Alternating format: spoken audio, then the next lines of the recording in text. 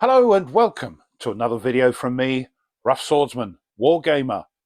It's an open the box and it's another unboxing of one of GMT's tri-packs from their Battles of the American Revolution series, and it is of course Monmouth, Germantown and Newtown.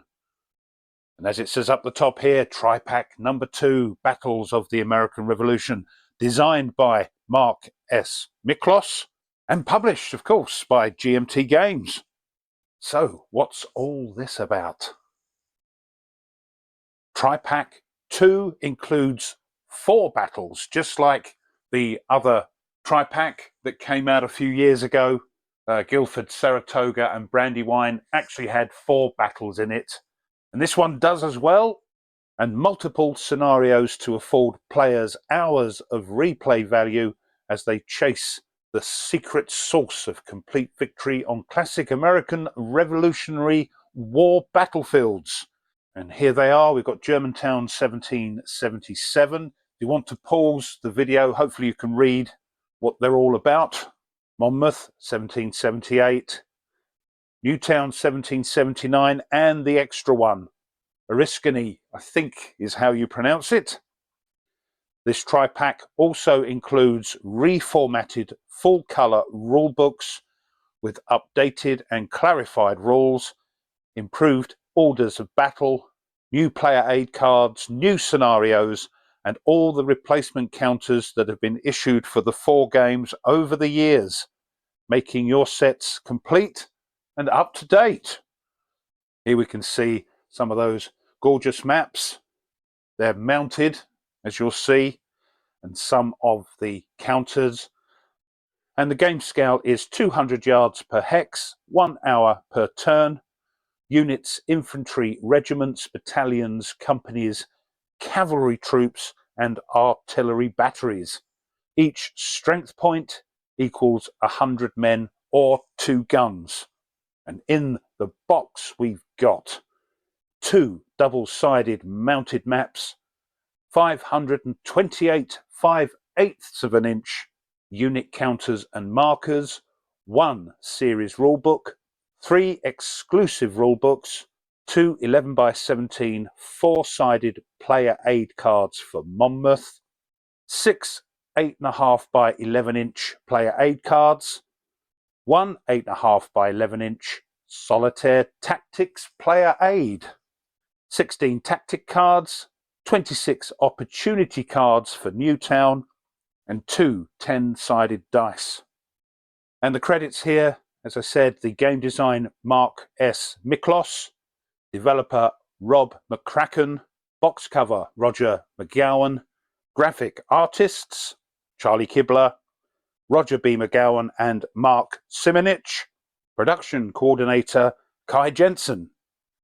2 players, playing time 2 to 6 hours, ages 14 plus, and on the game scales complexity is only 4 out of 9, and solitaire suitability way up at 7 out of 9. Right, let's get the shrink wrap off. The shrink wrap is off, so let's open the box. And the first thing we see, we've got a bag of baggies, 2 D10s in appropriate colours, a deck of cards which we'll have a look at in a moment, and then we've got this series rulebook. So let's have a look at that. This is the 2024 version of the series rules, 16 pages only, full colour, matte paper.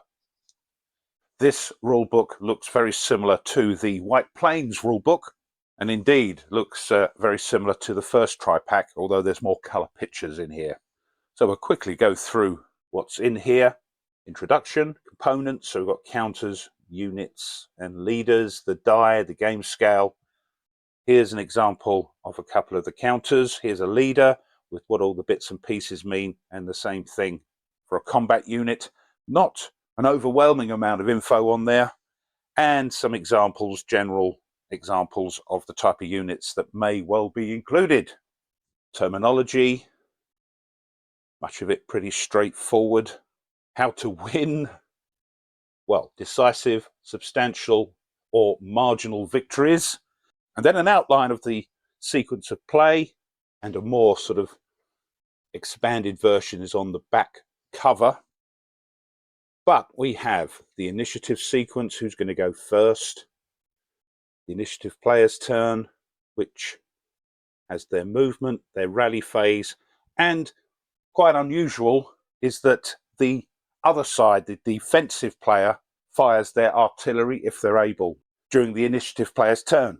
Any rifle fire that happens, this is simultaneous, close combat, and then we move the game marker, flip it over for the second player. And then there's the end of turn sequence, just to check if there's an automatic victory.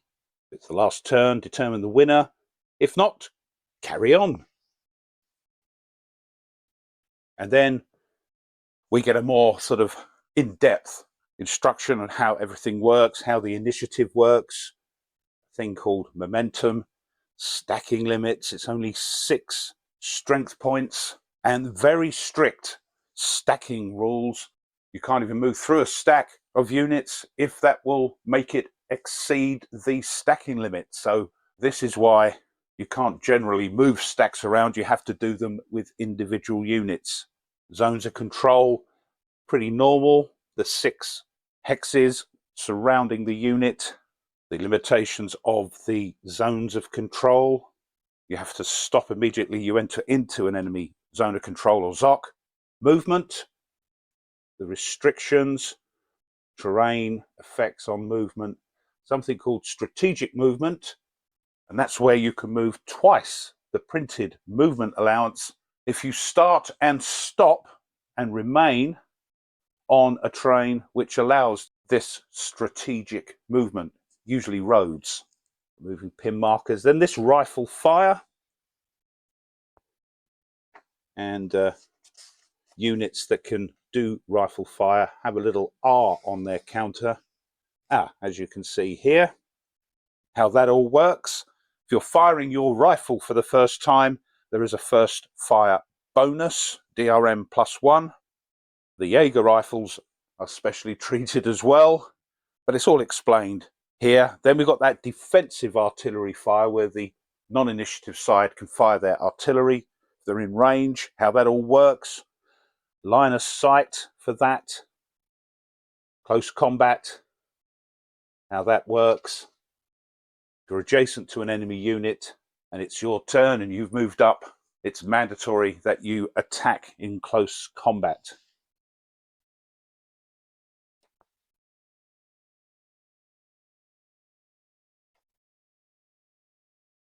And there's an example here where you can split the attacks if you wish. So A, B, and C have moved adjacent to X, Y, and Z.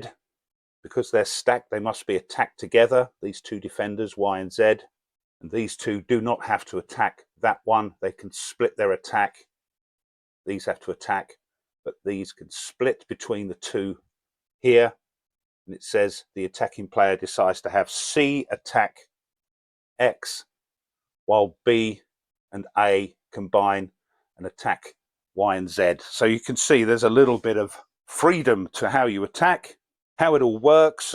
The combat sequence, first you determine the odds ratio, pick a lead unit. There are a few games I've played where you have to do that. That's the one that will advance after combat if you're successful. It's also the one that takes the hit if you're not. Then you'll resolve, or pick and resolve, these tactic cards. Each side picks a tactics card and you look that up on a table and see if there's any adjustment to the DRMs. By the way, if you're playing solo, there was a solo chart that you could use that was published in C3I magazine a few years ago. They've now included it in this tri-pack and we'll show you that later on. There is a chance for pre-combat withdrawal if you're defending with things like dragoons or cavalry. As I say, they've got the charts actually on the cards as well. It's also on the player aids, how that all works. Momentum, you can use those to re-roll close combat dice. You can use them for your initiative. Then afterwards, the combat results, pinning. Now, I think, if I remember rightly, pinning isn't what we think of in most war games where you're pinned down and can't move, you're huddled down, hitting the ground. I think it's more like you're pinned together fighting with the enemy, and to pull away from that will cost you, I think, morale points, if I remember rightly. Yeah, once they're placed, you've got to attack with the pinned units. And you can move your friendly pinned units, so they're not adjacent, but that reduces your army morale by 1. The pinned unit cases, some people get confused over that. Retreating, if that's the result you get. Disruption, how that works.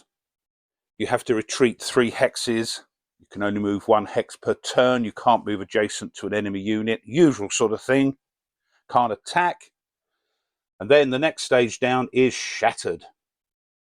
Can't move. This is where you have to try and rally them back. So you can rally a shattered unit back up to a disrupted unit, and from there back to normal or a parade order unit. Leaders, what they do, they can add close combat DRMs. They allow you to use certain tactic cards which you may not be able to use if you didn't have a leader with you. They get their own leadership DRM, some do, which helps in morale checks.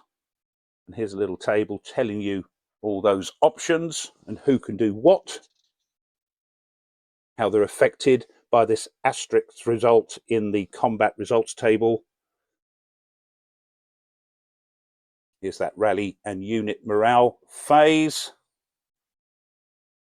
It's also a little counter that if you put on a stack, it reminds you that on that stack there may be some units that need rallying. Army morale is very important, and it can go up and down, and this can affect the game quite dramatically. So you adjust army morale when one of these things happens. A fire or close combat result is other than no effect. A unit rallies, that increases the morale. A leader casualty, and pin markers are moved, where we saw just now that that tends to lower the morale. And there are 3 types: high morale, fatigued, and wavering, and the benefits of those. And that's the rules. And here we've got close combat table and the tactical matrix I was talking about that are printed on the tactical cards, but they're included on the player aids for each battle. Then on the back we've got this nice expanded sequence of play, which I would recommend you print out on a piece of card. Keep that in the box rather than you keep messing up your rules. That tells you how each of the sort of phases work. Pretty straightforward, great system, love the games. So them's the rules. Next up, we've got the 3 exclusive rule books for the 4, yes, I said 4 battles in this tri-pack. They did it last time in tri-pack 1. Utah Springs was the sort of something extra, and they've done it again with this one, which is Oriskany, I think, if I'm pronouncing it right. So let's have a quick look through each one of these. Here's Monmouth Courthouse, 2nd edition, and this is 24 pages. Not many exclusive rules, so don't worry, but it tells you how to prepare, what the units are in this particular battle, the victory conditions, any special rules, and there's a lot going on with the leaders here. And here's the British leaders and who they control. It was very hot, I understand, at Monmouth, and there's heat gain turns. Mark, Miklos, or Mick to his friends, has put these in, and during those turns, a few things happen. Command and control, procedure. From turn 2, the American players see if their forces fall to pieces and start retreating, or sorry, counter-marching. That's all about that. Relieving Lee of command, the American player must do this as quickly as possible, otherwise he's causing mayhem on the battlefield. Now, the reason I know a little bit about what's going on here is because at the time of this being videoed, me and Tony from Tony's Board Life are doing a live playthrough of Monmouth, and we're really lucky because Mark Miklos ended up coming on to the live stream, and he will be on the second part of the playthrough, and I'm sure if it goes into a third live stream, he'll be there as well. He's very excited that we're playing his game, and rightly so. It's a great system. So we've got the British rearguard manoeuvre zone, which we can't go past until game turn 6, I think. Retreat, Sona controls how that all works. Morgan's detachment, British conditional reinforcements. So there's variable reinforcements. So you've got to roll a die for, see if they come in. Special units, howitzers. The Oneida Indians, Cook's artillery.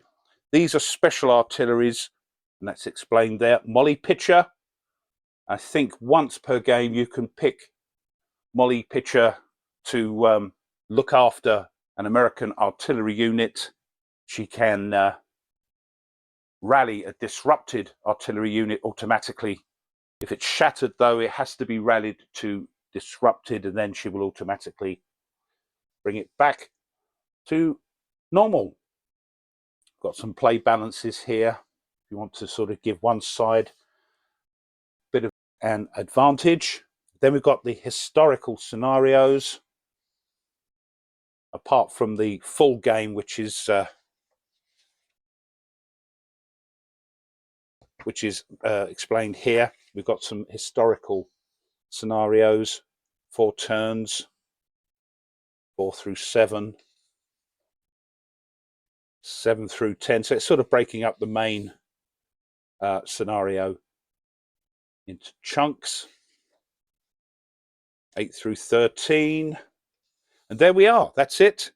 So rules-wise, not a lot, exclusive rules. We've got 6 pages, and then a few pages of the scenarios, and the rest of it is the historical summary, which is fantastic. And this goes all the way to the end, talking about Molly Pitcher, and finishing off with the orders of battle and a manifest of the counters in case something goes horribly wrong, and then a sort of sequence and play on the back, but use the one on the rule book. That's the Monmouth Courthouse. I've gone through it in a little bit more detail because we're actually playing it at the moment. The other 2 exclusive rule books we'll go through a bit quicker. Here's Germantown, only 16 pages. Washington strikes back October the 4th, 1777. Again, what units you've got, prepare to play, how to set it up with the numbers on the counters, how to win, and then the special rules, the leaders, Stephen's shame. He's drunk on duty, and later court-martialed and cashiered for his role in the American defeat on Germantown. Oh dear. The strategic movement you can use in this scenario only. I think it says in the series rules, if there's any difference between the series rules and the exclusive rules take precedence. Friendly fire. Don't like the sound of that. Panic. Looks like this chap has got some special movement rules as well. Recovery from panic. Becomes a casualty, Stephen. So initial British movement restrictions, reinforcements, American Reinforcements variable. Some stuff going on here with the British reinforcements as a bombardment zone. So lots going on. American Surprise, Wayne's Fury. Haven't played this yet, so not too au fait with the history. Retreat, Fog in this one. Chew House.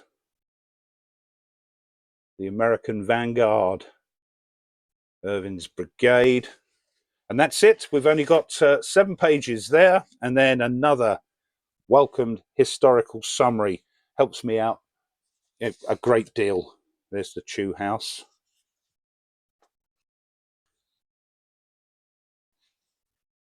Not as in depth as the other one. And then we've got the Orders of Battle again, and a manifest of the counters, and another sequence of play. That's Germantown. Here's the last exclusive rulebook, and as I mentioned earlier, even though it's a tri-pack, they stick in a little something extra, like they did in the first tri-pack, and in this case, it's the Battle of Oriskany. So battled with the Iroquois Confederacy in Western New York. This is thicker, 36 pages, because it's got the 2 in, I suspect. Let's have a quick look through here. Now, these have got these opportunity cards in.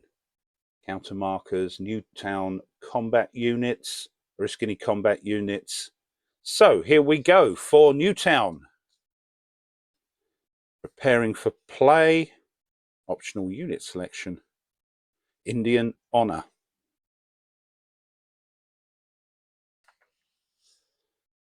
So this looks quite different. How to win, special rules. This unit here, this leader with the yellow or gold star, is a demi-leader, and in certain circumstances can act like a leader to do certain things. Not everything, I think, if I remember rightly. Destroying Newtown hexes. Some more of those cards there. Special units, 8th foot. It's only a platoon of 15. That all works. We've got full measure. 7 nations. These are allied Canadian Indians who campaigned occasionally with the Iroquois people of the Mohawk Valley. Cattle herds. So this looks really interesting. So there we go, the Indian rules. What's going on there? Indian withdrawal. So an example of an Indian retreat before combat. And then the historical scenario. This is one that begins on the bottom half of turn 5 and ends on turn 10. So you can sort of do it, the last part of that battle, as opposed to the whole thing. Again, setting them up with these numbers you can see in the sort of top left corner. Historical summary for the battle. And then after the Orders of Battle and the 1st and 2nd edition credits, we've got the Oriskany exclusive rules, the standard game. So setting up for that battle. It says here, units on both sides without at start designations. These 4 number things in the corner there are not used in the standard game and should be set aside. Ambush, blocking, hex selection. How to win. And then special rules. St. Ledger, Major Dundas, who they can command, it looks like. Retreat priorities, Wargamer relief column. Ambush sequence, yes, the ambush. So it's the Brits on August the 6th, ambushing the Wargamer relief column. How that all works. Fort Stanwix and the horn work, the weather, Mohawk River, special units. The Tyrone County Militia Companies and the British player Indian units, Indian camps. Joseph Brandt, don't know too much about this chap. He's obviously important. Supply wagons and how to loot them and things like that. A lot in this one for the extra game, which is great. Garrison artillery, Cohorn mortar, howitzers again, wampum belt, awarded to tribes that receive a DRM benefit from the close markers position on the Indian will track. Captain Gardenia marker, Big Medicine, Risker Minuteman, General Herkimer wounded, the Indian Superintendent Colonel Daniel Klaus Marker. Oh, there he is. There's Klaus Marker, right. And here we've got the whole battle, beginning on turn 1, ending on turn 14. That sets it all up.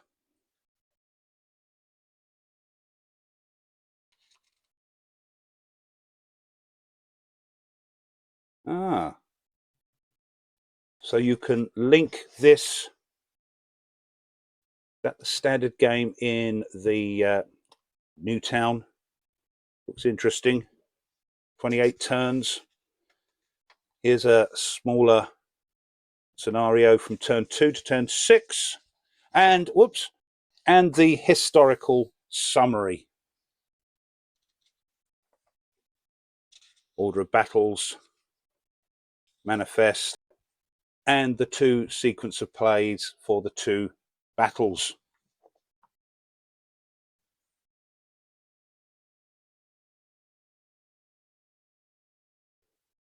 There we go, lots going on there.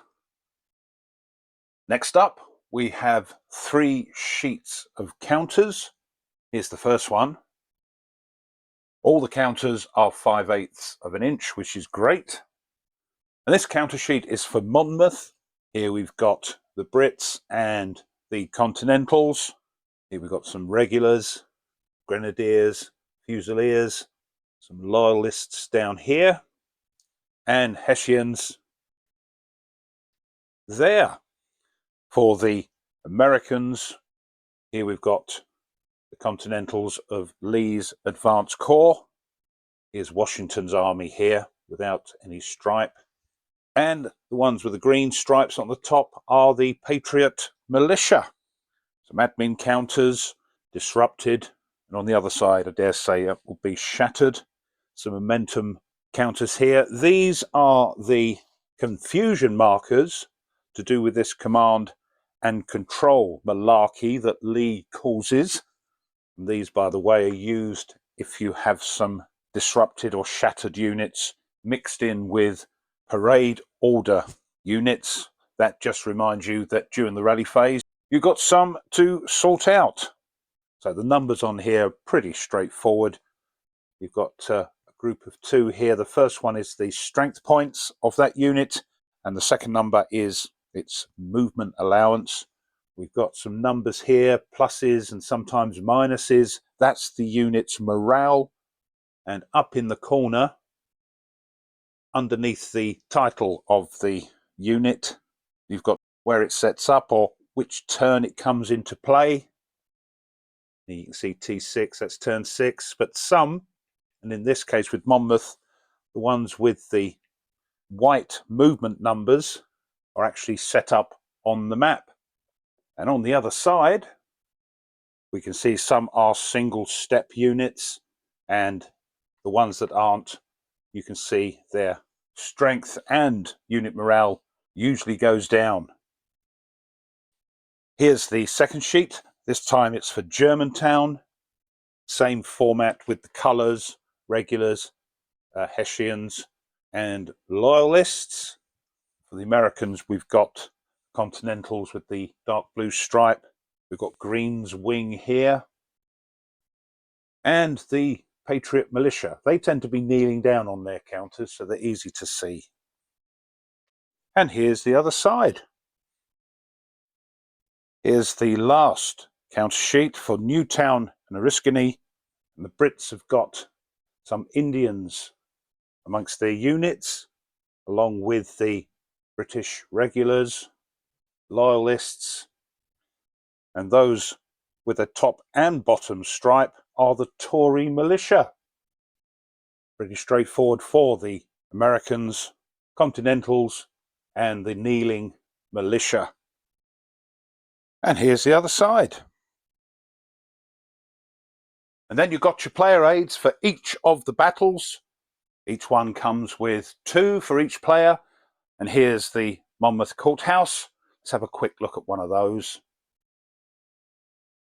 This is a bifold on cardstock. So here for the Monmouth Courthouse, we've got the Army Morale Adjustment. These may change depending on the battle. It goes up or down. Variable reinforcement entry table, the leader summary, victory point schedule. And inside, here's this tactical matrix that's in every player aid and on the tactical cards. The DRMs for close combat, unit morale DRMs, the close combat table itself, pretty easy to understand, and what all these things mean here. Ranged fire to hit table, the artillery rifle fire damage table, the howitzer fire damage table. This command and control thing that's causing Tony at the moment, as we're videoing this battle live, is causing him a little bit of grief. And then on the back, we've got the terrain effects chart and a few notes here. There we are. That's Monmouth Courthouse. Next up, a couple of single-sided player aids for Germantown. So on here, once again, we've got the Army Morale Adjustment, the Leader Summary Table, Victory Point Schedule, Terrain Effects, and on the other side, here we have that Tactical Matrix, Close Combat DRMs for this battle, Unit Morale DRMs, Rifle Artillery to Hit Table, Damage tables for both of those, and the Close Combat Table.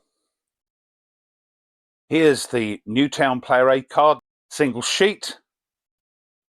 So again, Army Morale Adjustment for Newtown, Victory Point Schedule, the Terrain Effects chart, and on the other side, the ubiquitous Tactical Matrix. As an aside, you actually don't need, I don't think, to use the tactical cards if you don't want to, but they are fun, and they may give you that extra little bonus you need. Close Combat DRMs, Unit Morale and Morale Check, Rally DRMs all in one there. Rifle Artillery to Hit Table, Damage tables for artillery and rifles, Close Combat Table. Newtown also has this Indian Capabilities player aid, and it's got the pre-game Indian enhancement. Again, not sure how this works, not played this battle yet. Markers and capabilities. And on the other side, we've got the Oriskany interface tables. We'll show you the player aid for Oriskany in a minute. These 3 tables are used for the Arnold's column and campaign scenarios. So bear that in mind. Table 1, Battle of the Flocky. Table 2, the Walter Butler flag mission. And table 3, Han Yost's deception. Looks mighty interesting, whatever that is. And just to finish off, Oriskany player aid cards, 2 of them, single sheet again. So we've got the Army Morale Adjustment, Victory Point Schedule, Limbering and Lagering Supply Wagons, Terrain Effects Chart, and on the other side, here it is, Close Combat DRMs, as we've been seeing, rifle artillery to hit table, and their damage tables here, along with the howitzer, and the close combat table. Oh, yes, we've got an ambush in this, and there's a DRM for that. Now, in an old edition of C3I magazine, Joel Toppin published a solitaire tactics table, so you could use the tactics cards without using the tactics cards if you're playing on your own. If you didn't get the magazine, hard luck, but I found a copy of it on online. I think it was actually on BGG at one time before they took it down. And now it's been published with this tri-pack, so everybody can enjoy using the tactics if you're playing on your own. Are you engaging without a leader, and is withdraw plausible or not?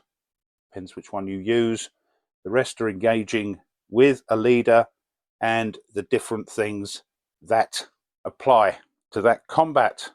You do need a D6, a D8, and a D10, I believe, but it is fun because then you've got a randomness to your solitaire game. On the other side, tells you how to use it, what the engage with or without a leader means, and the flank possible and all that. So that's great. So enjoy that if you're playing solitaire. Here's that little brick of cards. Let's open those up and see what that's all about. So there are two sets of tactics cards. They're both the same, so we'll have a look at one. And as you can see, they're different sort of color, yellow and two green, I believe that is. And the yellow ones mean they're sort of basic. Anybody can use those at any time. Those in sort of light green require a leader to be stacked with or adjacent to a unit. And this dark green requires a leader and an open flank. So we've got frontal attack, turn flank, attack echelon, commit reserve, withdraw, refuse flank, skirmish, and stand fast. And as I said, they're the same for the other set. And then we've got two sets of opportunity cards. One for the Indians, one for the Continentals. So let's pop those over there. We've got bayonet charge. Oh dear. Cool new talk Horicarius.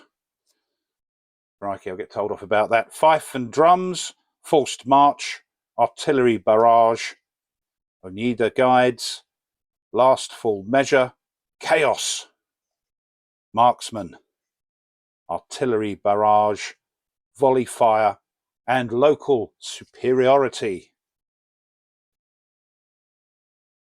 And for the Indians, we've got infiltration, scalps, war cry, bateau, they were as ghosts, parley, fathers, sons, and brothers, chaos again, marksman again, shame culture, stampede, and local superiority. There we are. That's your cards.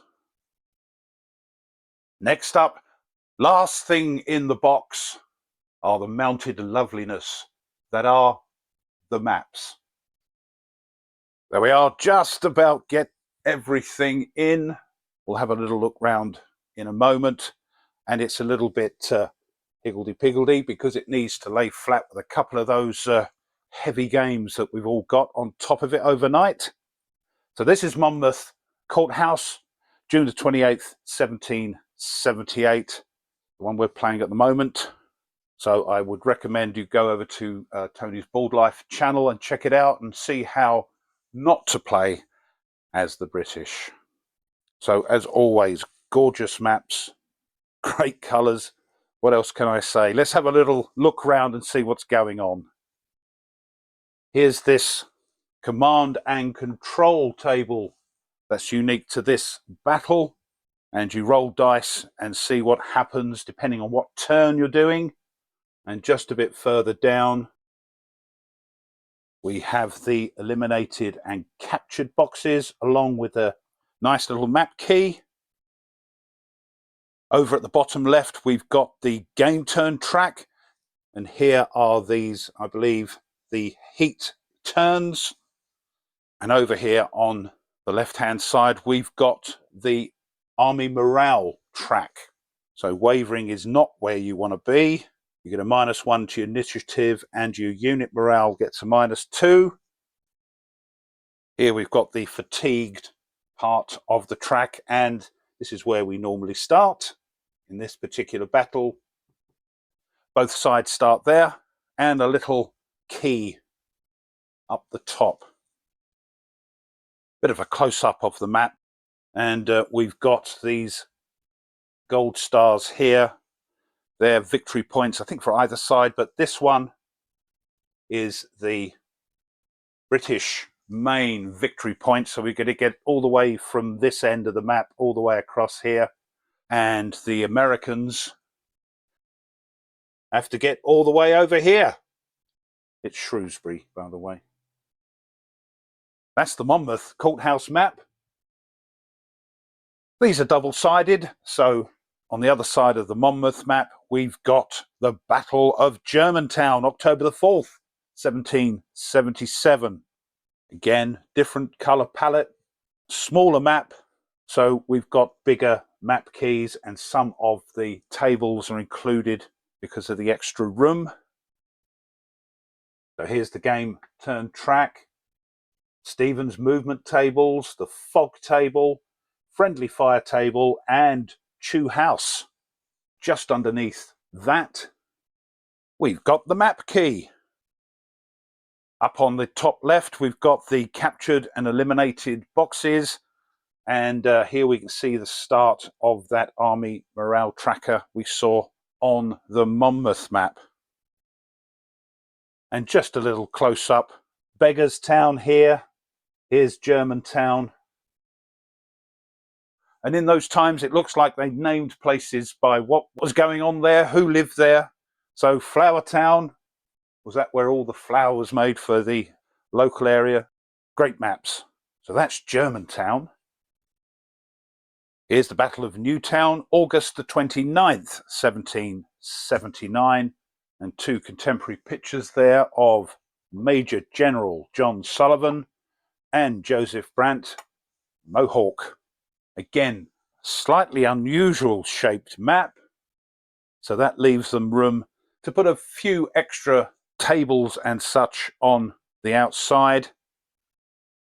So up in the top left corner, we've got the map key, and moving along to the right, we see the Indian Honour table, the Indian Resolve DRMs, and the pre-game Indian Enhancement table.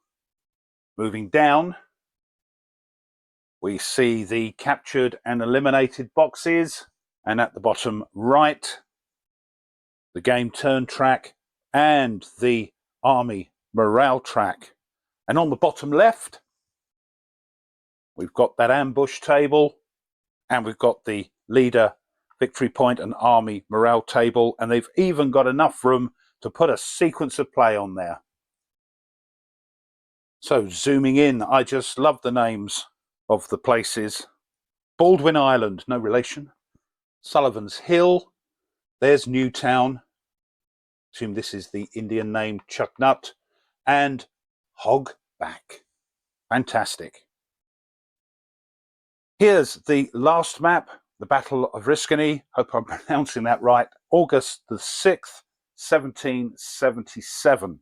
Now, apart from Monmouth, the map artist is Charles Kibler, keeping it in the style. But again, it's a weird shaped map, which allows Charles to put some other bits of info on the map.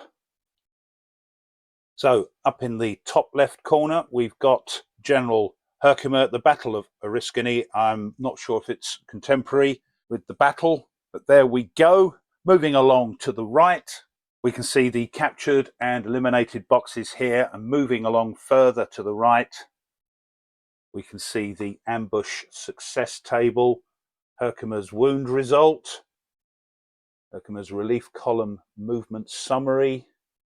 Here's a contemporary drawing of Fort Stanwick in 58. Back over on the left-hand side, again, we've got another sequence of play. The leader, VP, and army morale table, the Indian will table. Here's the Indian will track with a key. The Indian will track chaos marker adjustments. Any removed units go here. Here's the map key. And in the bottom left corner, we've got the game turn track and the army morale track. And that's it. That's everything in the box. So this has been an Open the Box, an unboxing of GMT's new tri-pack for Battles of the American Revolution. Monmouth, Germantown, and Newtown, not forgetting Oriskany. Designed by Mark Miklos. Well, I hope you enjoyed that and found it interesting. Heck of a lot in the tri-packs as per normal. So if this is, as you say, in your wheelhouse, I thoroughly recommend you having a look at this. I love the system. I'm not the world's greatest expert on the battles of the American Revolution, but I'm learning all the time. I love the system. It's easy enough to sort of pick up, but there's a little bit of crunch to keep you interested. Well, what do you think? If you did enjoy it and you haven't done so already, it would be great if you would consider subscribing to the channel. At the time of publishing this video, we're a whisker away from 6,000 subscribers. Thank you so much. So have a think about that. Also, if you could push the thumbs up button underneath the video, that tickles the algorithm and gets it out there a little bit more. And if you want to be informed of other content the channel uploads, then push the bell. Make sure, though, you push all notifications, otherwise YouTube might forget to let you know. As always, leave a comment. Comments are great. I love to read them. Are you thinking of getting this as your first sort of experience of the battles of the American Revolution? Or are you getting this anyway because you got the first tri-pack, or you've been playing these for absolute ages? Let me know what your thoughts are, because as I said, I love to read them. Thanks as always to my subscribers. Appreciate it. Nearly 6,000 of you, good grief. And just before I go, as always, a little plug. If you wish to support the channel a little bit further, you can. You can buy the channel a coffee, and there's a link for that in the description. Or you can push the super thanks button, which might be in plain sight at the bottom of the video, or hidden away in those three little dots you see on the right hand side. If you decide to do that, the channel thanks you, because those donations just help the channel to keep ticking along with bits and pieces. Right then, I hope to see you in the next video. Until then, as always, you take care and goodbye.